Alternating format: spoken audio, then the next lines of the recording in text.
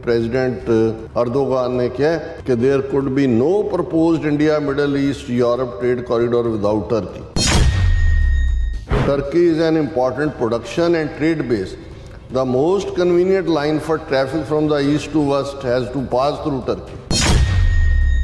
ये जड़ा हुण नवा कॉरीडोर बना रहे हैं, जे तुसी उहदा राउट देखो कि भी किन्नी थां ते लोडिंग अनलोडिंग होएगी। ये सारे जड़ा जबेल अली पोर्ट ते पहुंचे, फिर सड़क जां ट्रेन दे नाल सऊदी अरब च जाएगा, फिर उत्थों हज़ारां किलोमीटर का सफ़र तय करके इजराइल दे हाइफा पोर्ट ते पहुंचाया जाएगा।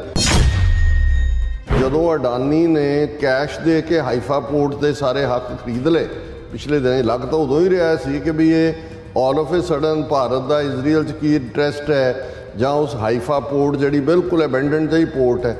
पर गल तो ये चल रही सी बिहाइंड कि भी इन्होंने चाइना नूं मात देण लई जिहड़ा वो वन बेल्ट वन रोड के मुकाबले ये बनाने।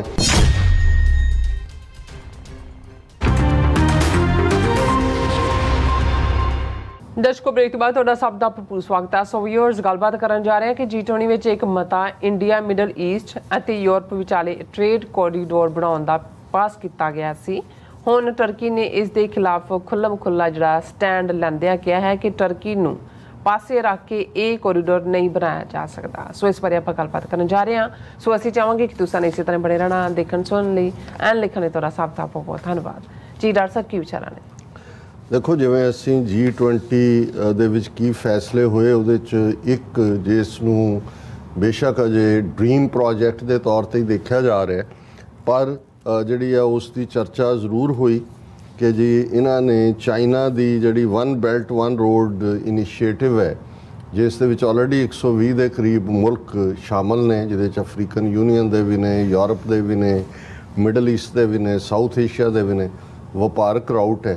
और ये G20 च जिहड़े ये मुल्क ने Bharat, America, Saudi Arabia, UAE, European union, Italy, France, Germany, उन्होंने ये फैसला किया कि जी असी एक कॉरीडोर बनावांगे।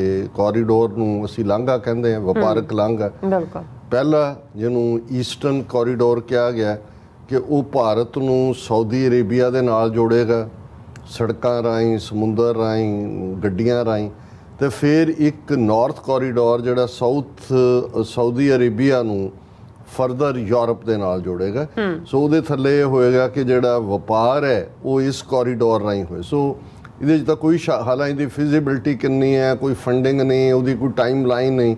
जे चाइना ने one belt one road initiative के थल्ले रखा तो उन्होंने सब तो पहला $380 बिलियन जिहड़े ने एक पासे रखे। किवें उन्होंने मुल्कां दी सहमति लई, किवें इंफ्रास्ट्रक्चर जे उन्होंने सिंकियांग तो ग्वादर तक पाकिस्तान दे विच China Pakistan economical corridor already $35-40 billion लग चुके ने इंफ्रास्ट्रक्चर बन। सो चाइना वे अहेड है और ऑलरेडी 120 के करीब मुल्क जिहड़े उन्हां दे नाल लगे हुए ने। और कुछ चीज़ां जिहड़ियां ने डुप्लीकेसी करने वाली लाइन होएगी, क्योंकि सऊदी अरेबिया भी ऑलरेडी हिस्सा है चाइना दा one belt one road initiative दा। लेकिन क्योंकि इस सारे च एक जिहड़ा सिग्निफिकेंट पार्ट सी कि इन्हां ने जिहड़ा राउट लिया उहदे च तुर्की नूं माइनस करता। हुण तुर्की जां टर्की जां हुण उहदा कोई होर तुर्की दा कोई नवां नाम उन्होंने बनाया होया, जिवें इंडिया नूं भारत बनाउणा चाहुंदे, तुर्के शायद कहंदे ने उहनूं। हुण इनफैक्ट जिहड़ा तुर्की है तुसीं देखो कि भी उहनूं यूरोप वाले मनदे ने भी तूं यूरोप च, हालांकि उहदियां जड़ां यूरोप के नाल जाके जुड़दियां ने, नैटो का भी मैंबर है। तो इधर वो एशिया के नाल वड्डा हिस्सा तुर्की का एशिया दे विच, लेकिन वो एक पुल वांग है। जे असी ये कहना होए लैंड राउट जदों अजे कोलंबस ने अमरीका नहीं सी लभ्या तो वपार तो उदों भी हुंदा सी, सदियां तो हुंदा रहा। तो ट्रेड राउट उही सी जिवें अज दा भारत है, पाकिस्तान है, अफगानिस्तान और ताजिकिस्तान, उत्तों किर्गिस्तान और तुसी रूस तक पहुँच जा, फिर जाके तुसी यूरोप दे विच तुर्की जिहड़ा है वो तुहानूं लिंक करदा है। अच्छा, जिहड़ा हुण वपार हुंदा है समुंदर राहीं हुंदा है, उस दे विच असीं देखदे हां कि भी ये जिहड़ा उन्हां दा हुण दा राउट है कि सब तो पहला जिहड़ा मुंबई पोर्ट तो जे भारत तो यूरोप तक देखना होए ਤੇ ਇਹ ਸਮੁੰਦਰ ਦੇ ਜ਼ਰੀਏ ਦੁਬਈ ਦੇ ਜਬੇਲ ਅਲੀ ਪੋਰਟ ਤੇ ਪਹੁੰਚੇਗਾ। ਮਤਲਬ ਇਹ ਜਿਹੜਾ ਹੁਣ ਨਵਾਂ ਕੋਰੀਡੋਰ ਬਣਾ ਰਹੇ ਨੇ, ਜੇ ਤੁਸੀਂ ਉਹਦਾ ਰਾਊਟ ਦੇਖੋ ਕਿ ਵੀ ਕਿੰਨੀ ਥਾਂ ਤੇ ਲੋਡਿੰਗ ਅਨਲੋਡਿੰਗ ਹੋਏਗੀ। ਇਹ ਸਾਰੇ ਜਿਹੜਾ ਜਬੇਲ ਅਲੀ ਪੋਰਟ ਤੇ ਪਹੁੰਚਿਆ, ਫਿਰ ਸੜਕ ਜਾਂ ਟ੍ਰੇਨ ਦੇ ਨਾਲ ਸਾਊਦੀ ਅਰਬ 'ਚ ਜਾਏਗਾ, ਫਿਰ ਉੱਥੋਂ ਹਜ਼ਾਰਾਂ ਕਿਲੋਮੀਟਰ ਦਾ ਸਫ਼ਰ ਤੈਅ ਕਰਕੇ ਇਜ਼ਰਾਈਲ ਦੇ ਹਾਈਫਾ ਪੋਰਟ ਤੇ ਪਹੁੰਚਾਇਆ ਜਾਏਗਾ। ਹੁਣ ਜਦੋਂ ਅਡਾਨੀ ਨੇ ਕੈਸ਼ ਦੇ ਕੇ ਹਾਈਫਾ ਪੋਰਟ ਦੇ ਸਾਰੇ ਹੱਕ ਖਰੀਦ ਲਏ ਪਿਛਲੇ ਦਿਨ, ਲੱਗ ਤਾਂ ਉਦੋਂ ਹੀ ਰਿਹਾ ਸੀ ਕਿ ਵੀ ਇਹ all of A sudden Bharat the Israel 'ਚ ਕੀ ਇੰਟਰਸਟ ਹੈ, ਜਾਂ ਉਸ ਹਾਈਫਾ ਪੋਰਟ ਜਿਹੜੀ ਬਿਲਕੁਲ ਅਬੈਂਡਨਡ ਜਿਹੀ ਪੋਰਟ ਹੈ। ਪਰ ਗੱਲ ਤਾਂ ਇਹ ਚੱਲ ਰਹੀ ਸੀ ਬਿਹਾਈਂਡ 'ਚ ਕਿ ਵੀ ਇਹਨਾਂ ਨੇ ਚਾਈਨਾ ਨੂੰ ਮਾਤ ਦੇਣ ਲਈ ਜਿਹੜਾ ਉਹ ਵਨ ਬੈਲਟ ਵਨ ਰੋਡ ਦੇ ਮੁਕਾਬਲੇ ਇਹ ਬਣਾਉਣੇ। ਹੁਣ ਇਹ ਜਿਹੜਾ ਉੱਥੋਂ ਹਾਈਫਾ ਤੋਂ ਅੱਗੋਂ ਗ੍ਰੀਸ ਦੇ ਪ੍ਰੇਸ ਪੋਰਟ ਤੋਂ ਹੁੰਦੇ ਹੋਏ ਯੂਰਪ 'ਚ ਦਾਖਲ ਹੋਏਗਾ। 6 ਥਾਵਾਂ ਤੇ ਲੋਡਿੰਗ ਅਨਲੋਡਿੰਗ ਹੈ। ਹੁਣ ਜਿਹੜੀ ਚੀਜ਼ 10 ਰੁਪਏ ਦੀ ਚੱਲੇਗੀ ਭਾਰਤ ਤੋਂ, ਜਦੋਂ ਤੱਕ ਯੂਰਪ 'ਚ ਪਹੁੰਚੇਗੀ ਉਹ 100 ਰੁਪਏ ਦੀ ਹੋਏਗੀ ਰਫਲੀ। ਜੇ $10 ਦੀ ਚੱਲਦੀ ਹੈ $100 ਦੀ ਹੋਏਗੀ। ਹੁਣ ਇਸ ਸਾਰੇ 'ਚੋਂ ਜਿਹੜਾ ਹੁਣ ਜਿਹੜਾ ਚੱਲ ਰਿਹਾ ਉਹ ਤਾਂ ਇਹ ਹੈ ਕਿ ਬੰਬਈ ਤੋਂ ਯੂਰਪ ਜਾਣ ਦੇ ਲਈ ਜਹਾਜ਼ ਦੇ ਉੱਤੇ ਲੋਡਿੰਗ ਹੁੰਦੀ ਹੈ, ਇੱਕੋ ਥਾਂ ਤੇ ਹੋਈ ਬੰਬਈ ਦੇ ਵਿੱਚ। ਉਹ ਅਰੇਬੀਅਨ ਸਾਗਰ 'ਚੋਂ ਹੁੰਦੇ ਆ ਅਦਨ ਦੀ ਪੋਰਟ ਤੇ ਪਹੁੰਚ ਜਾਂਦੇ, ਕਿਉਂਕਿ ਅਦਨ ਪੋਰਟ ਹੈ, ਬੰਬੇ ਤੋਂ ਚੱਲਿਆ ਅਦਨ।